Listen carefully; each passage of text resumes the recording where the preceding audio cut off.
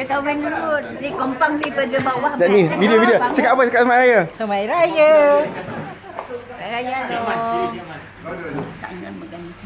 Selamat Hari Raya, maaf lahir batin, bye. Okey. Cakap Selamat Raya cepat. Selamat Hari Raya tahun 2025 bersama Abang Mat, Panglima kita. Maaf terus Pak Nuzul. Abang. Halo, selamat Hari Raya, maaf lahir batin. Banyak memudahkan rezeki. Kau pula. Hello, I miss you. How are you? You miss me? Kembar Akid, Afiq. Cakap Selamat Raya cepat. Tak, dulu ni. Lepas tu dia dah jadi besar. Okey. Okey. Selamat Hari Raya Pak Long, maaf lahir batin. Dia raya lebih sikit. Alah, tak apa. Dah salam dah. Selamat Hari Raya, maaf zahir dan batin.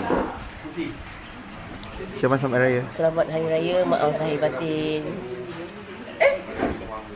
Selamat Hari Raya, maaf zahir batin. Selamat Hari Raya, maaf zahir batin. Pandang kamera bukan pandang Dan. Hari Raya, maaf zahir batin. Selamat Hari Raya, maaf zahir dan batin. Siapa datang hari ni? Semua datang. Iam, Anoy, Char, kan keluarga masing-masing. Mak Hitam. Okey. Lepas ni Kak Yung pun akan datang. Ya. Selamat Hari Raya, maaf zahir batin. Imran, cakap Selamat Raya Imran. Sini. Selamat Hari Raya, maaf lahir batin. Kau sama lah macam si siapa? Selamat Hari Raya. Kau kan datang lagi.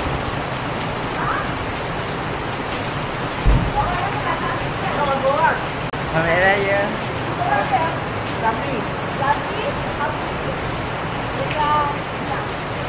Selamat Raya, maaf lahir batin.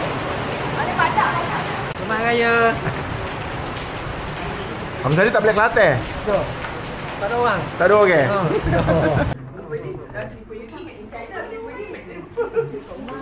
Budak dia.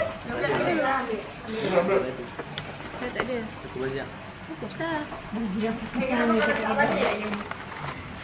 Mek. Jauh ni apa nak balik ke lah. Halo. Di kamera ya. Ambil makanan ni. Kita tolong kemas. Tolong kemas.